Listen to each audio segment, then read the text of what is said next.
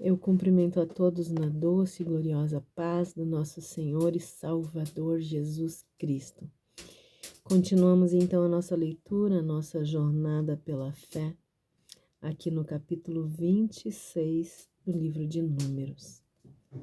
Depois desse tempo de praga, o Senhor ordenou a Moisés e a Eleazar, filho do sacerdote Arão, o seguinte: fazei o recenseamento de toda a comunidade dos filhos de Israel, de acordo com suas casas patriarcais. Todos aqueles que têm de 20 anos para cima, aptos para servir no exército de Israel, portanto, Moisés e Eleazar, o sacerdote, os recensearam nas campinas de Moabe, junto ao Jordão, em direção a Jericó. Moisés e o sacerdote Eleazar conversaram com eles e o orientaram. Promovei um censo dos homens de 20 anos para cima, tudo em conformidade com as ordens que o Senhor havia transmitido a Moisés. Então, portanto, foram os filhos de Israel que saíram do Egito. Os descendentes de Rubens, filho mais velho de Israel, foram de Enoque, o grupo familiar dos Enoquitas, de Palo, o grupo familiar dos Paluitas, de Esrom, o grupo familiar dos Esronitas, de Carmi, o grupo familiar dos Carmitas. Esses foram os clãs de Ruben, e foi contado o total de 43.730 homens. O filho de Palo foi Eliabe, e os filhos de Eliabe foram Nemuel, Datã e Abirão. Estes Datã e Abirão foram os líderes da assembleia que rebelaram contra Moisés e contra Arão, colocando-se entre os seguidores de Corá, quando se revoltaram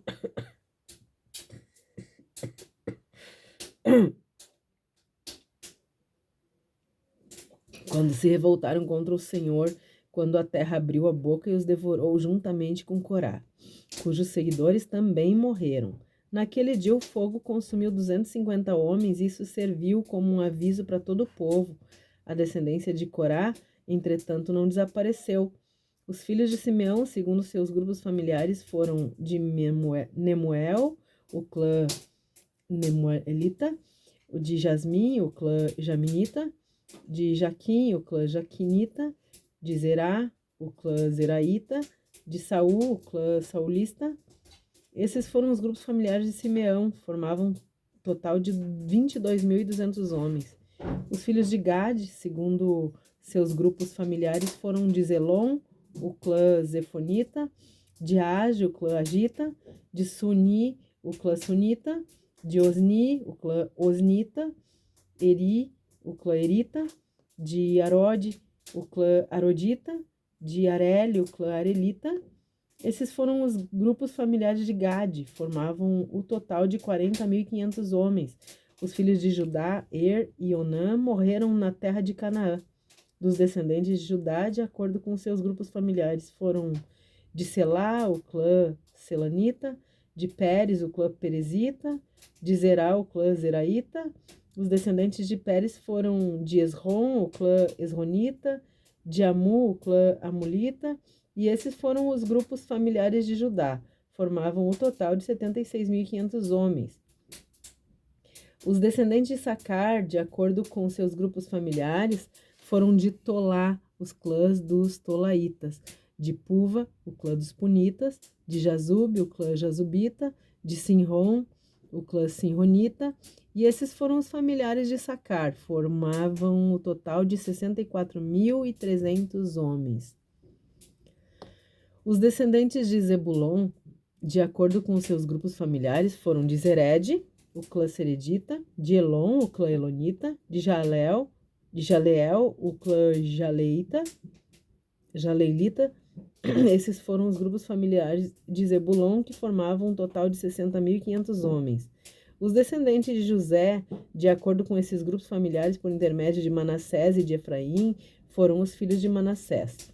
De Maquir, o clã Maquirita, pois Maquir foi o pai de Gileade. De Gileade, o clã Gileadita, e esses foram os descendentes de Gileade. De Gezer, o clã Jezerita, de Eleque, o clã Elequita, de Asriel, o clã Asrielita, de Siquém, o clã Siquemita, de Semita, o clã Semidaíta, de Éfer, o clã Eferita. Zelofeode, filho de Efer, não gerou filhos, teve somente filhas cujos nomes foram Maalá, Noa, Oglá, Milca e Tirza.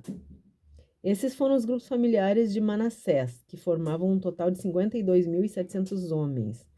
Os descendentes de Efraim, de acordo com seus grupos familiares, foram o Sutela, o clã Sutelaíta, Bequer, o clã Bequerita, de Taã, o clã Tanita, e esses foram os descendentes de Sutela, de Era, o clã Eranita. Esses foram os clãs de Efraim, que formavam um total de 32.500 homens.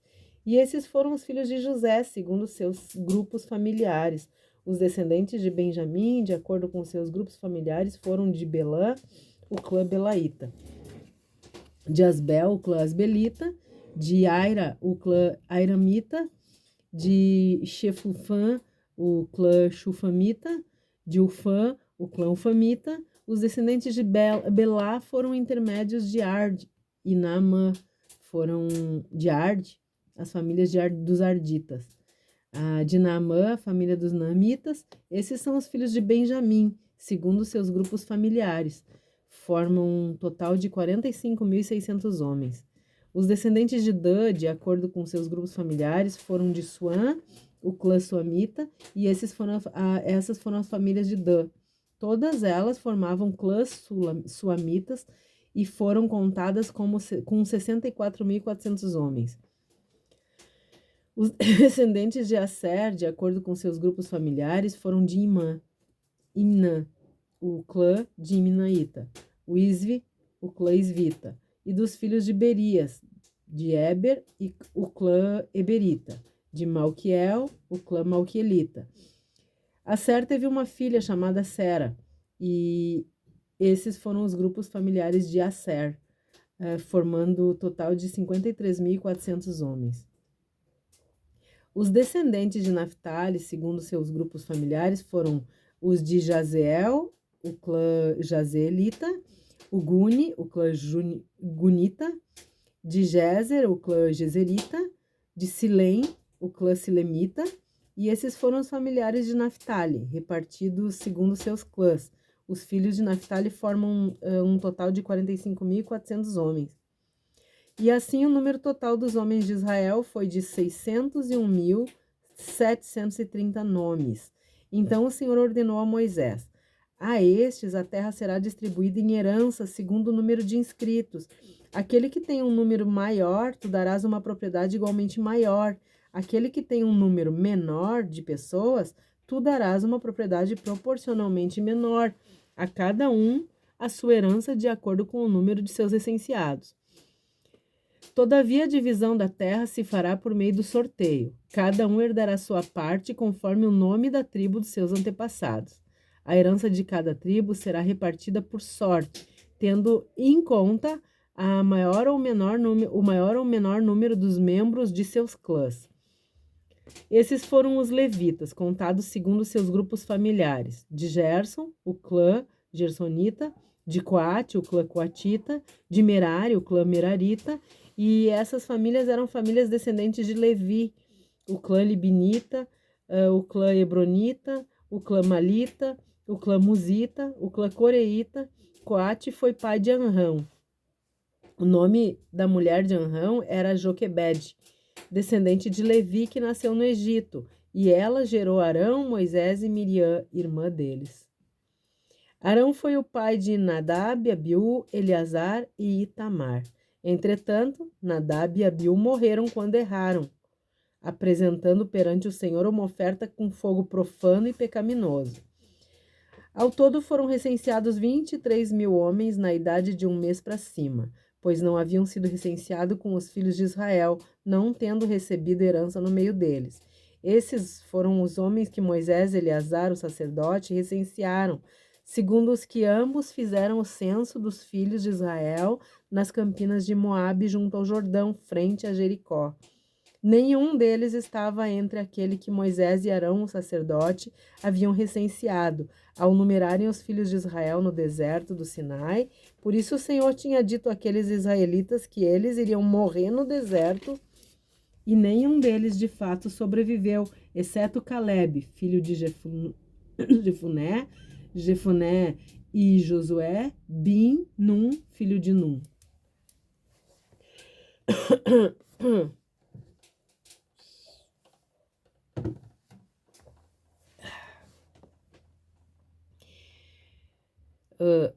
Quanto aos hebreus que foram escravos no Egito, o crescimento do povo causou um medo terrível no faraó. Vocês lembram disso, né? Depois de 40 anos de libertação do Egito, o povo tinha diminuído muito. Em vez de crescer durante a jornada, o povo estava diminuindo. E isso aconteceu porque a geração que saiu do Egito foi muito ingrata e muito rebelde. Não crescia na fé, não acatava as ordens de Deus. Josué e Caleb foram os únicos, né, que permaneceram fiéis a Deus quando todo o povo se rebelava. O povo que saiu do Egito atravessou o Mar Vermelho, experimentou um verdadeiro espetáculo de milagres de Deus. Deus ia revelando a sua graça, a sua misericórdia em cada milagre durante toda a travessia. Mas o povo ingrato e rebelde não se rendia a ele. Isso, queridos, mostra que as nossas atitudes podem roubar o privilégio da salvação. O nosso presente, que é a promessa do novo céu e da nova terra. O livro de Números, lá no capítulo 1, teve o censo que foi realizado conforme as instruções de Deus, lembra? Só eram contados homens acima de 20 anos que fossem aptos para guerrear.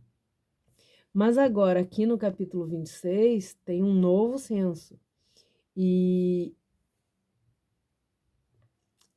os versículos ali, deixa eu ter certeza.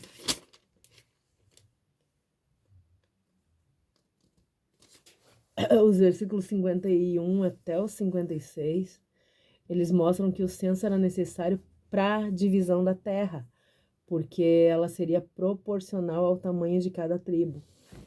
Tamanha a justiça de Deus, né? Tudo perfeito. Mas aí a gente vem aqui no capítulo 1, do versículo 1 até o versículo 4, e a gente vê que a praga era o resultado daquele adultério, lembram do adultério daquele povo, da mistura das coisas sagradas com as mundanas e com as tradições, né? A mistura com as tradições dos deuses pagãos. O pecado da ingratidão levou o povo ao pecado do adultério. Eles traíram Deus, eram rebeldes, murmuradores, e isso provocou a morte de 24 mil pessoas que estavam quase entrando na Terra Prometida. Quase, elas chegaram ali perto. Depois, então, a partir do versículo 5 até o 11, isso, deixa eu ver, a gente vê que a rebeldia dos líderes lá, Corá, Datão, Abirão, lembram? Que foi o resultado na rebelião que gerou a destruição dele e de todos os seus seguidores, lembram disso? A consequência disso foi semelhante à de Lúcifer e dos anjos que se rebelaram no céu, né? Mostrando que Deus não tem tolerância com os rebeldes. E dos versos 12 até os 56, a gente vai ver o censo, que mostra que nenhum rebelde entrou na Terra Prometida. Os sacerdotes ali, Nadab e Abiú, foram desobedientes, irreverentes, né? E morreram instantaneamente, sem deixar descendência. os versículos 57 até os 62 mostram a geração de sacerdotes que continuou, né, através dos filhos de Arão, Eleazar e Itamar.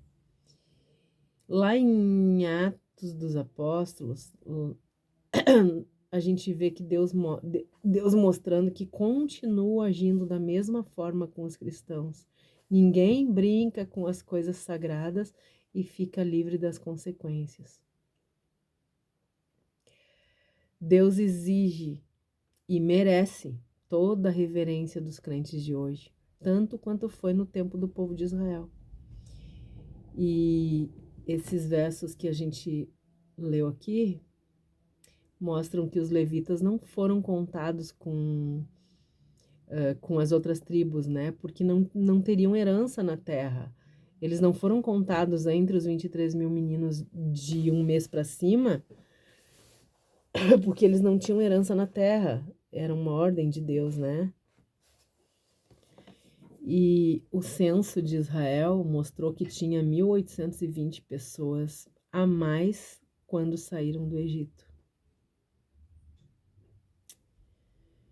O resultado de tanta reclamação, tanta ingratidão, tanta rebeldia, tanta incredulidade, tanta insatisfação, tanta prostituição, tanta idolatria, tanta imoralidade.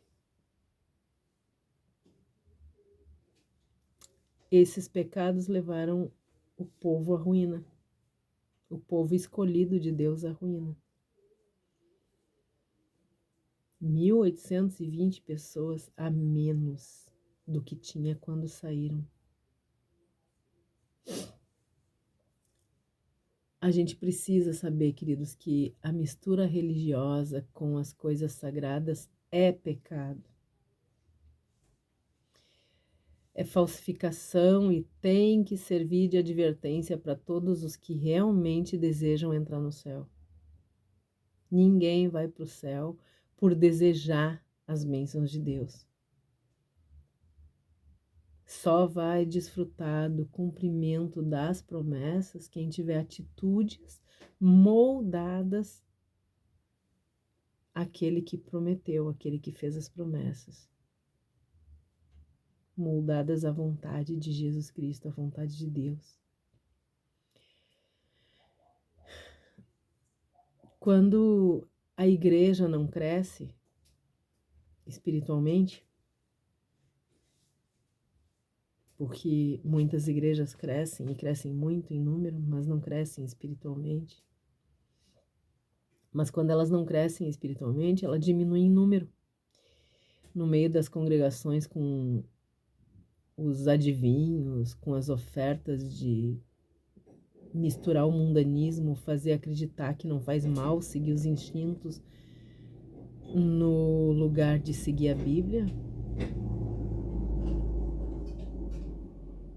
Amados, crianças que não crescem são adultos que não amadurecem, né? E crentes que não crescem são um grande problema. Quem diz que ama a Deus, mas ama o pecado, não passa de um mentiroso. O crente que não cresce no conhecimento de Deus não consegue crescer espiritualmente. Não chega à estatura de um cristão e é por isso que ele não passa de uma farsa. Os últimos versículos ali do 63 até o 65 contam que só Josué e Calebe foram contados no primeiro e no segundo censo. O censo feito à porta da cidade da Terra Prometida mostra que só tinham 2 dos que saíram de lá do Egito. O resto tinha morrido tudo. Os que foram contados lá no primeiro censo, lembram? Morreram todos no deserto. O diabo tentou impedir o povo escolhido de entrar na Terra Prometida durante os 40 anos da peregrinação no deserto. E pasmem, queridos, ele continua tentando, ele continua investindo pesado para seduzir os crentes e reduzir a nada o número dos que vão entrar pelos portões celestiais. Cabe a nós mostrar o lugar do diabo. Como é que a gente mostra o lugar do diabo? Não permitindo que o pecado entre nas nossas vidas. Santificando as nossas vidas na palavra de Deus, crescendo espiritualmente, crescendo em conhecimento e em graça do nosso Deus, dia após dia. Que Deus nos abençoe e nos guarde, que Ele tenha misericórdia de todos nós, que Ele faça resplandecer o seu rosto sobre todos nós. Um forte abraço e até o próximo capítulo, em nome de Jesus. Amém.